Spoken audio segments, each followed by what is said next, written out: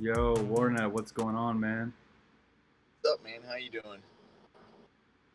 Oh, man, I'm doing great. Uh, Welcome to the first Project X podcast, man. I'm so glad you were here to pop the cherry, as we were saying just in Discord, right? To pop that proverbial cherry on Yeah, the extreme. I'm glad I could be here. I'm thanks, man. currently, sitting outside, doing nothing at the moment. Yeah, where are you right now? You're in Florida? Yep, yep. Good old beautiful Florida. All right, I'm Beautiful. just. I don't know what the weather is right now, but it's pretty nice. It's got to be in the 70s, I think. Oh, that's awesome, dude. Yeah, the sky. It's like, oh, let me see. I lost the feed here. Oh, Get it you lost back. my. No, I got it back now. Okay. Yeah. Uh, yeah, it's about 76 degrees outside right now, according to my What the Forecast app. You guys haven't used this app is amazing. But my What the Forecast app, what it says is you probably can't see them, but all of the clouds are giving each other lumpkins, which is really weird. This app is great. I'm just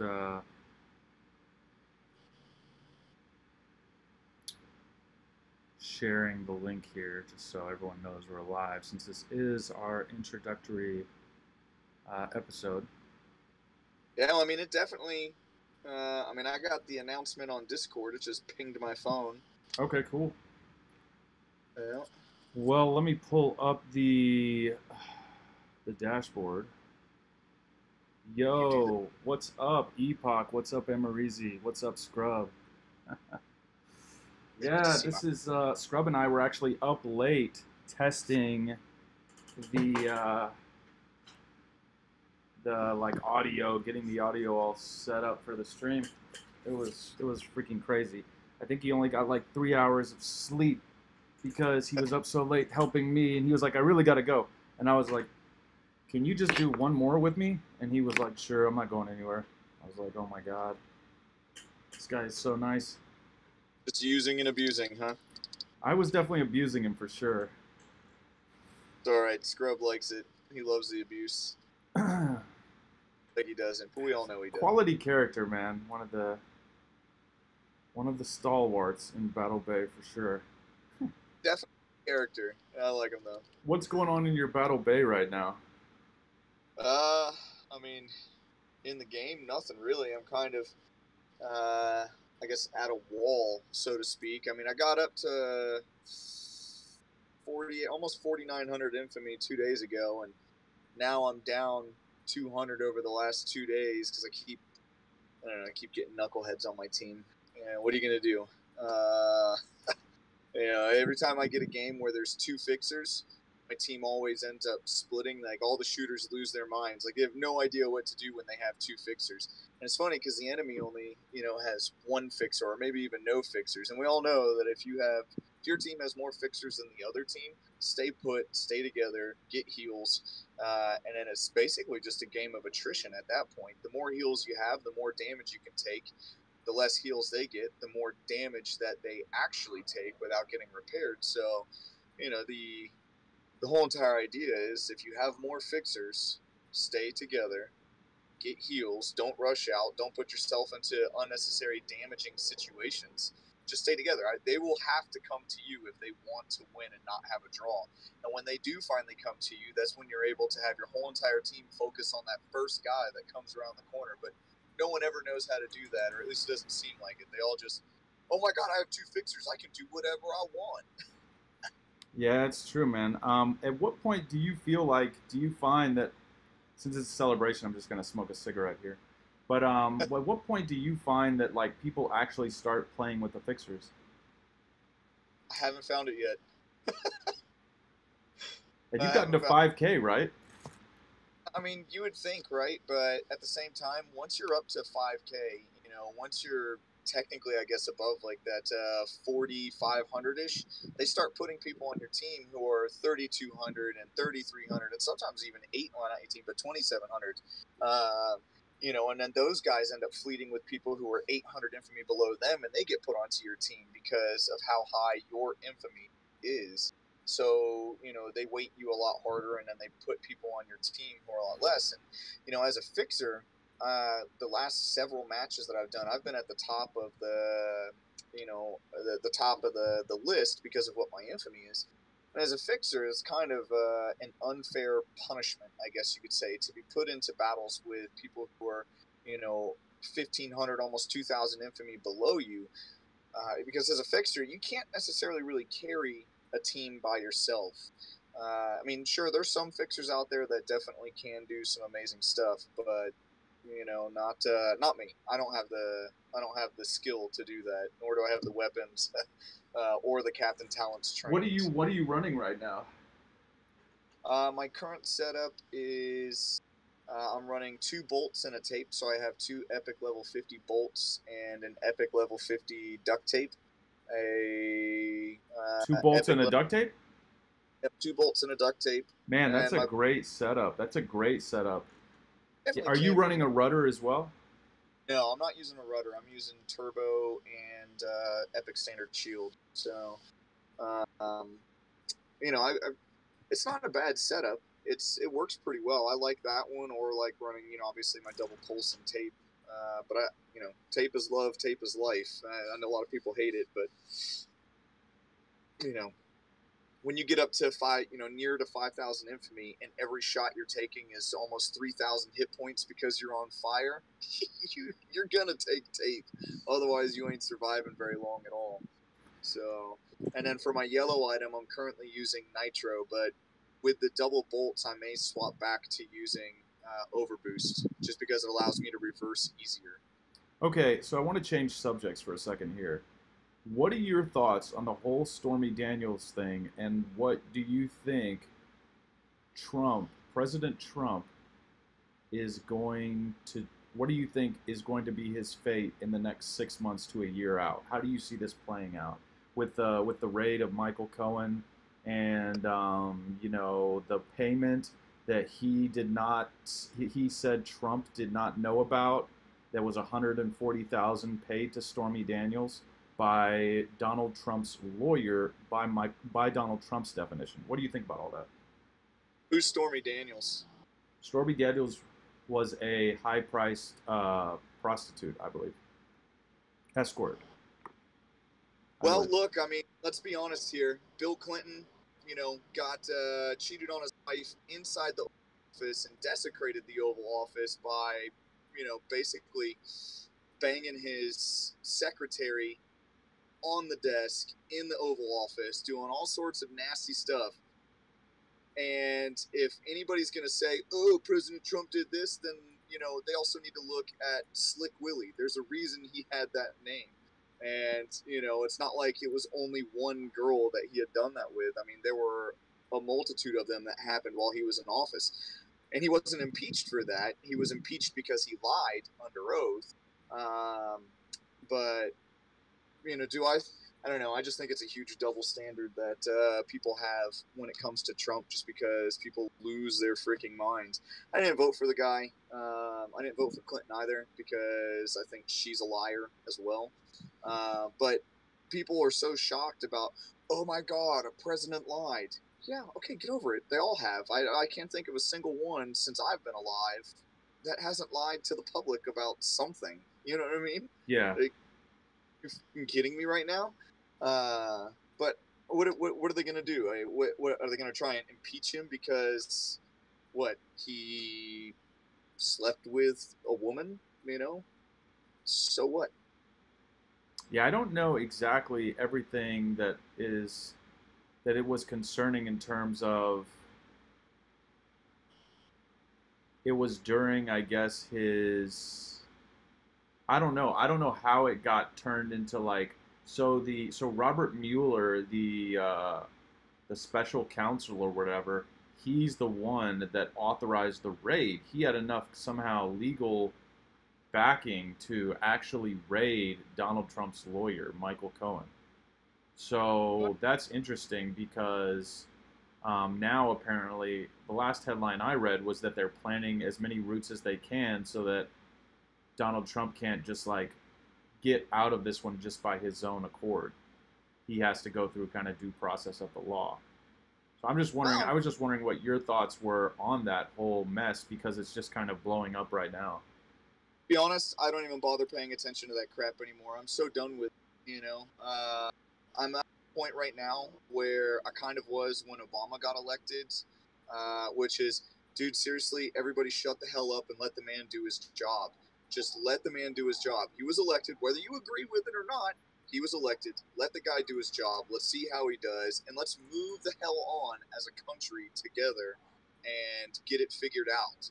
You know what I mean? Like, all this infighting and bickering, it's not doing the American people any good to sit here and deal with that crap and to see it on TV every single day. It's just nonstop berating the president. You know, if this was President Obama and any news organization was slandering him, there would be outcry everywhere. But because it's Trump and because he's a Republican, you know, and or supposedly a Republican, I don't know. He was a Democrat for the longest time. I mean, hell, he basically put freaking, Bill Clinton into office with all the donations he sent that way. I mean, I don't know. It's so stupid. I freaking hate watching the news these days because it's all they talk about. And I'm so over it. I'm so tired of hearing about it. You know, like I said, I didn't vote for the guy. Also didn't vote for Clinton. I voted for freaking Rand Paul because I'm a libertarian. So, I don't agree with either side of the, two-party system. Kind of think they're both idiots. What's your view right now on marijuana legalization? Well, I mean, I'm all for it. I definitely agree. States that are still, so far behind the curve. You know, Florida just finally went to medical marijuana this past year. California's been medical marijuana for a decade now. And then you have states like Colorado and Washington that just went to recreational. So, and then California also went to recreational, I think, this past year as well. So they no longer have the medical requirement. But for medicinal purposes, I mean, it doesn't necessarily have to be marijuana. They have those CBD oils and other things, and there's so many health benefits that, it's kind of unthinkable or unfathomable that so many people would still be against something that is proven to help so many people, especially children who suffer from, seizures.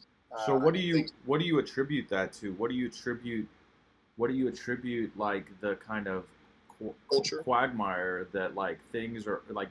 Is it just the bureaucracy, or No, is I it don't. is it that they haven't? Is it because there's no financial model that's just taken a while for the financial model to come into place, or what?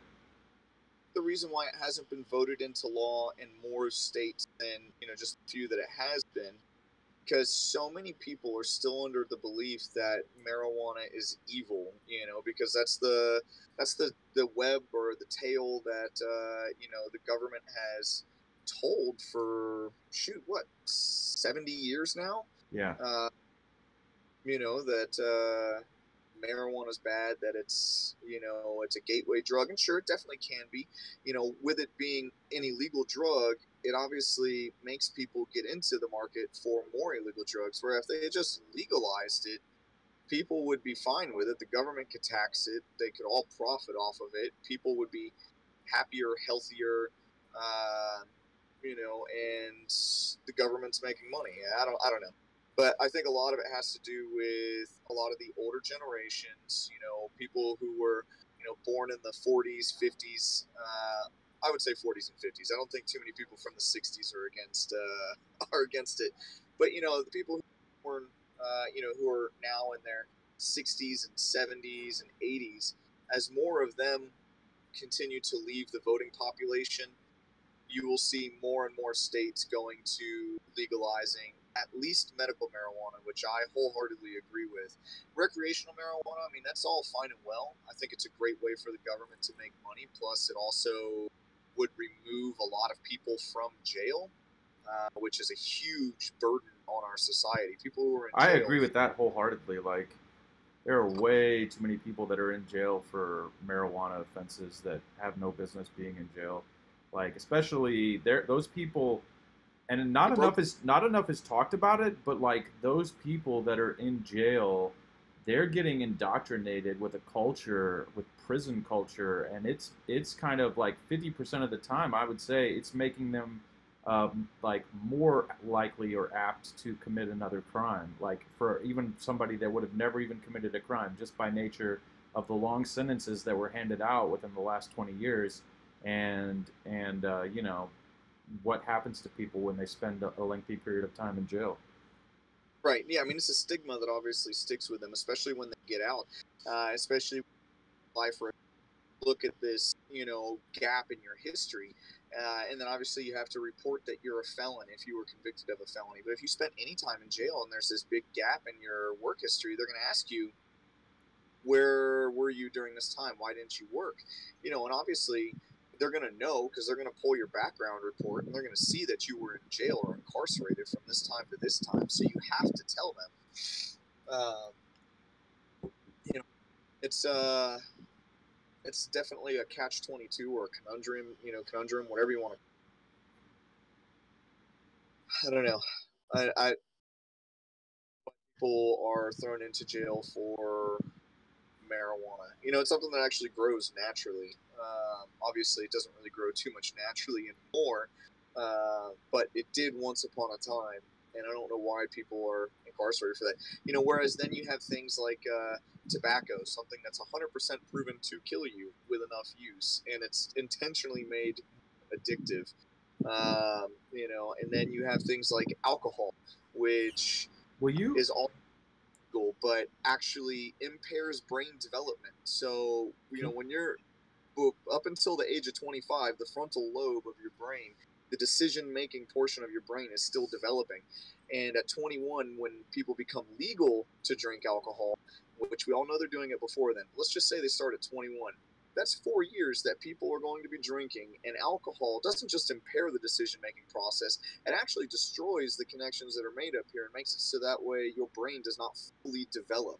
So it hampers your ability to make long term decision making, processes and connections. And, but we want to make those legal, but we don't want to make marijuana legal, which has none of those effects. Sure, there are some side effects to marijuana.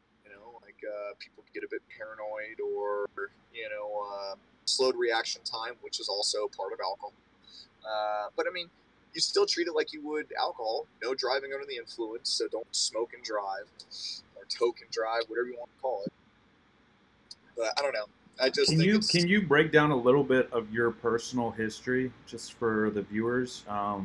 Like starting with high school, like to where you are now, just like a real brief history of like your engagements. Oh man, so here, high school, graduated with. I skipped a lot of school, lots of school, and I was always in the principal's office, and I was always high, always. Uh, Like smoking weed? yeah, a long time ago, yeah. And then I got out of high school and I, dicked around for a few years, not really doing anything. I got in a lot of trouble. I got arrested a bunch of times for doing stupid stuff like driving on a suspended license or possession of marijuana. I got charged with that. And then, and then I finally decided I needed to get my act straight, and I joined the Marine Corps. And they definitely did. They put some discipline in my body, and I did that for 11 glorious years. Had a couple of And deployments. you were jumping out of planes and shit, right? I was a parachute rigger by trade, so pack parachutes, jump out of planes, throw other people out of planes, throw cargo out of planes. How many planes have you jumped out of? I don't know. A lot of different planes. As far as the military aircraft goes, there's only a couple of aircraft that are still in service that I haven't jumped out of. Like, I never got to jump out of a C-17. But how many times do you think you've jumped out of a plane is what I'm asking. Oh, several hundred. I don't know. Oh, that's awesome, dude. Include the jumps, yeah, it's about several hundred. I think seems military. Like such an interesting life, like such an adrenaline portion of your life. I mean, I used to go on the weekend, so we lived in station. Wait, you're cutting out just a little bit. Sorry, you said you were living at where? You were just cutting out. Yeah, we were living in Camp Pendleton, California. And, lived up in a town called Menifee, and it was about 10 minutes away from Skydive Paris. And I owned my own skydiving rig, so I would literally go on the weekends, and I would go and get 4, 5, 6 jumps every weekend, just on my own time. Just go and do some fun jumps, have some fun, flip around, do some sit flying, and all sorts of silly barrel rolls, and just having fun. And I would do it over and over and over again. But military-wise, I mean, I had a good career. I went to, obviously airborne parachute rigger school. I went to jump master. I went to pathfinder. I went to military freefall school. I got to go to a lot of different awesome schools that most people don't get to go to, especially as a pogue.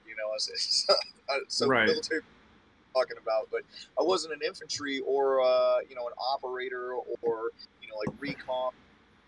Special operations. So for me to be able to go to all those schools, it's not something that happens for most people, not special operations. So it was really awesome to be able to do all those things. I had a really great experience in the military, and unfortunately, too many injuries ended up getting me forced out. So shoulder surgeries, knee surgeries, pins in my hands, and it's just too many injuries. The Marine Corps was finally like, all right, it's not really worth us to keep you around it, so we're gonna go ahead and get rid of you. And they did. It is what it is. Now I collect disability from the VA. I gotta have another shoulder, which is not fun. And so I got out last February is when I got out of the Marines, and I was trying to get a federal job for a long time, but they told me that that's not going to happen because of the PTSD. So I was like, all right, well, that sucks. And then, so yeah, now I do private contract security. I'm sitting here right now, getting paid $30 an hour to sit here. That's awesome. And it's beautiful out there. And like you said, you were saying just before we started the podcast that Michael Jordan and Tiger Woods send their kids to that. Stop. Oh, okay. Can't do that. So yeah, don't talk about that at all. So yeah, because I don't need anybody knowing where I work, because they could probably Google for all I know. Yeah, I don't want that happening. It's the last thing I need is some crazy person coming here. Right. Don't get me wrong, I'd shoot him, but we can probably edit that out. That'll probably be best to do that on the back end if you would. No problem. But yeah, man, freaking. I mean, it's a great job. I enjoy it. I enjoy working for the guy that I work. Right now there's not much going on, but it's a good gig. And then I'll be going back to school next month. I start going back to college, so that'll be interesting. I'm just hoping I don't end up choking some 17-year-old punk kid out for talking too much. Well, I think this has been a really good first podcast. I wanna cut it there, so we can edit that easily, and I can take that out, so I don't have to cut. But we'll do another another episode if you'll come back on, and I'll make sure that I. I'll be doing a tomorrow. Tomorrow will be my first live stream. I'm working 60 to 70 hours a week right now. I mean, it's ridiculous how much I'm working. So, I don't have a whole lot of time to try and jump on and do live streams all the time. Like, I would love to be able to do a live stream every day like I was doing for such a long time. But right. Oh man, I've been so freaking busy with work and then trying to get school set up. And then when I do get school set up, then I'm going to be even more hammered because I'm still going to be working 60 hours a week and going to school full time. So it's going to be chaotic. I think that's the nice way of putting it. Well, yeah, man. I hope you come back on the show and on the podcast. And yeah, it was really cool talking with you today. Thanks for popping the cherry and making it a memorable experience, and Absolutely. giving your thoughts on some really hot topics right now. Those are some hot, maybe odd. Definitely go with all. But no, I appreciate me on the podcast. So thank you very much, and to everybody watching, hello. And I'll say my normal thing, which is, I hope you have a great day, great night, whatever it may be for you. I hope you make it great. But yeah, so All I guess right. I'll see you. Yeah. See you later, bro. Have a good rest of the day. Later, guys.